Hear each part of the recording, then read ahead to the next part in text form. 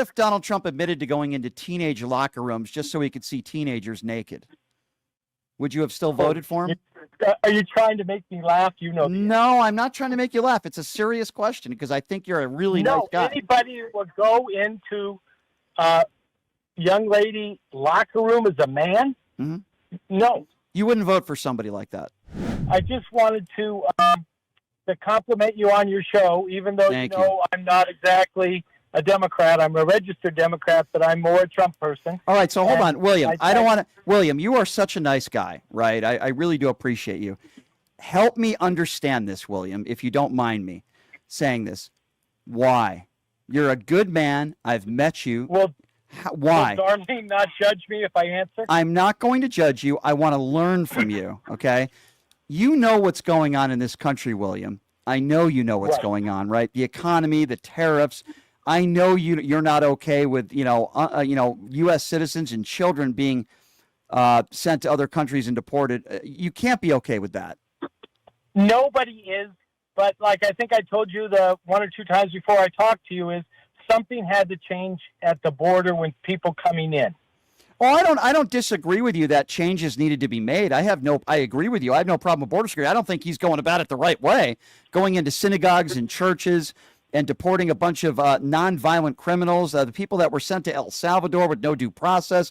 I just think he's going about it the wrong way. I agree with you, but I don't think Donald Trump's doing the right thing either here.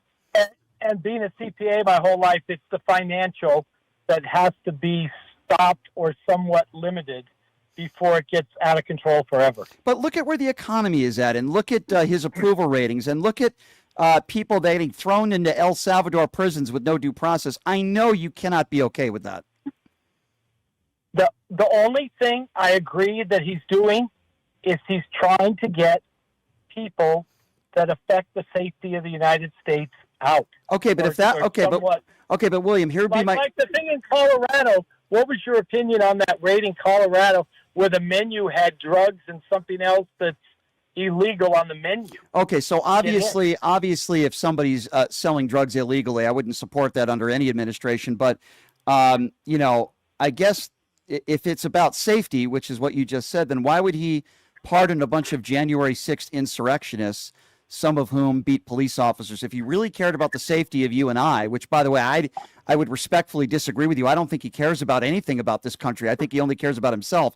But if he really did, hypothetically speaking, for argument's sake, cared about the safety of the nation, then why would he give a pardon to a bunch of terrorists and white supremacists, some of whom beat cops on January 6th? My truthful answer to the pardons is if they have the right to pardon anybody, anybody tell you why he did it other than him? Well, I think it's pretty obvious why he did it, because these were Donald Trump supporters. You can assume it was for politics. You're right. It was to get even. But a pardon that's his right. I never said it wasn't. But William, I never said it wasn't his right. Right? I don't like pardons. I don't think pardons should be allowed. But I never said he didn't have the right to do it. My only point is he did it. And if the argument is he's making us safer as a country, or he wants to make us safer, then how can one make that argument when he pardons a bunch of people who beat cops, who were chanting they wanted to hang Mike Pence, who broke into the Capitol and tried to overthrow a free and fair election? The point being, I don't think you can say that he wants to make America safer when based on his actions. That's my only point. I'm not saying he didn't have the right to do it. I give you that. He absolutely had the right to pardon people, just like Joe Biden had the right to pardon his son. I just don't agree with it. That's all. Right, and the appearance of what he did is not good for the process. Well, I agree. I think it's more than just an appearance. I think it's just flat out wrong. Oh no, but I mean, there's an appearance. Yeah. Well, it's just flat out wrong. You shouldn't pardon dangerous people that are a threat to our country. What would you say about the economy now, where the stock markets are in shambles and the NASDAQ and the Dow way down, and the fact that people are losing their jobs and unemployment is up and his approval ratings are abysmal? What would you say to that? I got to be totally honest with you. Even though I'm 70 and was a CPA my whole life, I really don't know how the tariffs work with the all I know is a car in Denmark is $150 that costs $50 here because they make you pay extra. So right. Well, but I think in my mind, my limited knowledge. Right. I understand. But Bill, I think most people would say I think most people would say, and economists and people that are smarter than you and I when it comes to the economy, that these tariffs are a terrible idea. And right now it's the American consumer, people like you and me, that are paying the brunt of it. And I don't think that's going to help the economy. I think the proof is in the pudding that it's hurting the economy. No, and have been in and out of Vegas for the last 9 months.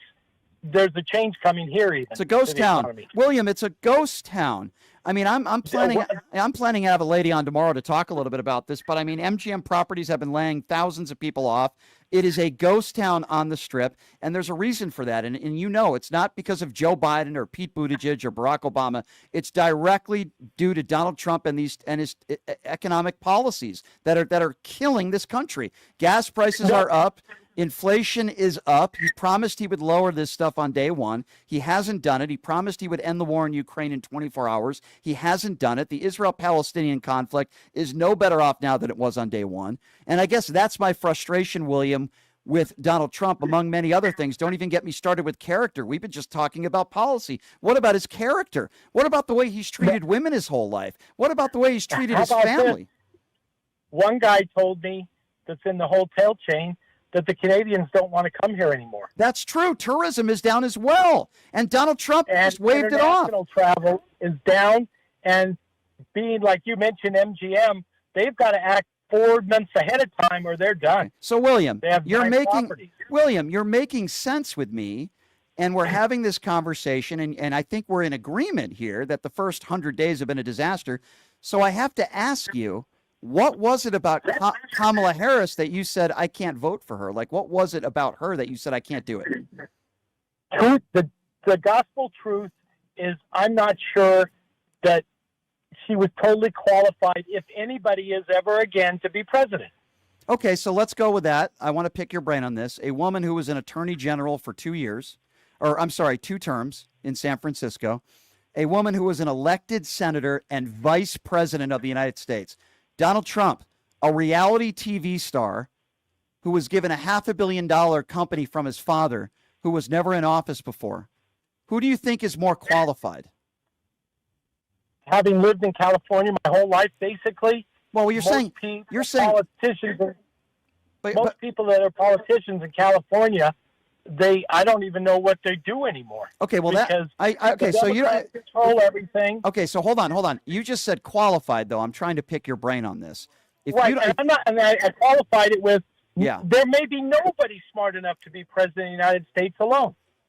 Well, I think Kamala Harris is more accomplished than Donald Trump is. What has Donald Trump done in his life that you think that would make him to be qualified to be president of the United States? I don't think he's a good businessman. So many of his businesses have filed for bankruptcy. The man made money because he was president of the United States. He's made billions of dollars. Like, what has Donald Trump done in his life? He's not this like great negotiator that everybody makes him out to be. The thousands of discrimination lawsuits that he suffered, his Trump steaks, his Trump water, his Trump University, they've all been scandals. And they've all, I mean, I don't know. I guess go ahead, William. But like you told me the first time I called you, read about Donald Trump with women. I think you and me treat women a lot better than Trump. Well, that's obvious. That's a very low bar. Obviously, I would agree with you. And I would throw Clinton in there a little. So right, but let's not.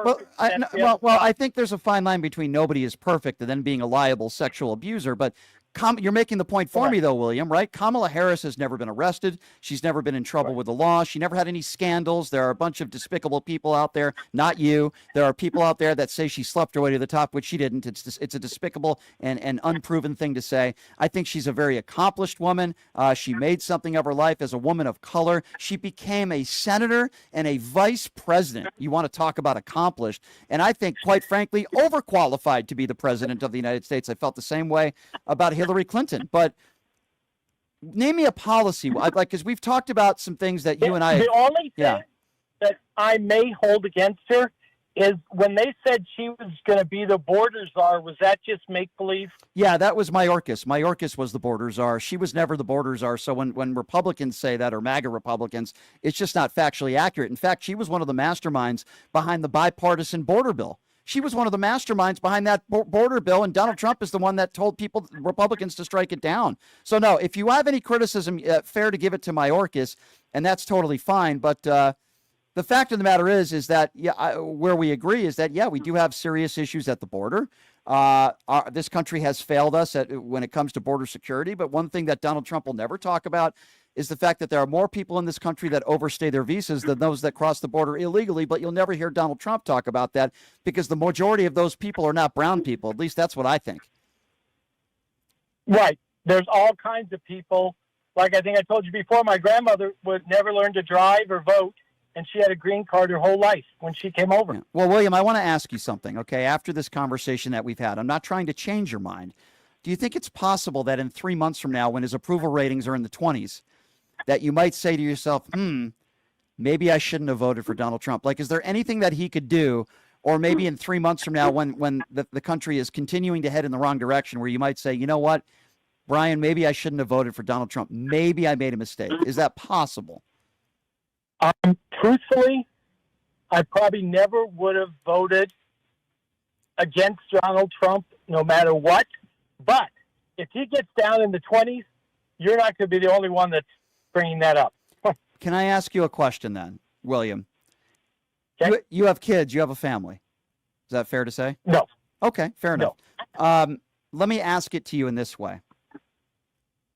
I'm trying to, because I'm asking you this, I'm trying to figure out where your line is. Like, if Donald Trump had relations with a 15-year-old girl, would you have still, and I'm not saying he did that, I'm just throwing this out because I want to know where the line is for you. Oh no, then that would be a definite, I would not vote for it. Fair enough. What if No. Donald Trump admitted to going into teenage locker rooms just so he could see teenagers naked? Would you have still voted for him? Are you trying to make me laugh? You know. No, I'm not trying to make you laugh. It's a serious question because I think you're a really nice guy. Anybody would go into a young lady locker room as a man? Mm-hmm. No. You wouldn't vote for somebody like that? No. Okay, so here's what I want you to do, William. I need you to do me a favor. I want you to go on your computer or tablet or phone. I want you to go on YouTube, and I want you to listen to the interview Howard Stern did with Donald Trump about teenage locker rooms. The reason why I'm asking you to do this is because Donald Trump admitted in his own words that when he ran beauty pageants, he went into these locker rooms without permission because he owned the pageant, and he went into these locker rooms watching these women changing and getting undressed, and he joked about it in a sexual manner. So I want you to have a listen to that, and then I want you to call me back and tell me what you think about that. Can we do that? Okay, and would you agree that most of the contestants were probably over 18? Even if the contestants were over 18, that would be like saying we can go into a female bathroom anytime we want and watch, or a female locker room anytime we want. And you know you wouldn't want that for an innocent woman out there. I got to give you time to get some other callers. So Okay. How fast to get the $100,000 for $500 donation? Well, that's very nice of you, my friend. I don't know how long it's going to take. It's certainly going to happen this month. I don't know. I would hope within the next week or two, but William, I'll do my best, my friend, and I certainly appreciate how about 10 days to get 5,000 people? I'll donate 500. That is really, really nice of you, William. That is very nice of you, and let's hope we can get it done, William, with your help. I appreciate you, my friend. That'll be what day? So I don't forget. 10 days. Well, let's just say, let's give it 2 weeks. Let's say 2 weeks from today. Is that fair? You're a good negotiator. Yeah, I'm better. The Art of the Deal? I didn't actually. I didn't. All right, 2 weeks from today, William. Give me a call back. Sound good, my friend? Perfect. Okay, Thank you, William. Good luck. I appreciate you. Listen, William might not know about those teenage locker rooms and what Donald Trump did. He might not know about that. I've met William before. He's a local listener here. He's a really nice guy. And sometimes you can have conversations with people that you don't think are bad people. And there are people out there in this country that are not bad people. I think at times they might be very complicit. I think at times they might be very ill-informed. Yes, Donald Trump's base, there are a lot of people in his base that I think are very bad people. But sometimes you have to talk to people like that.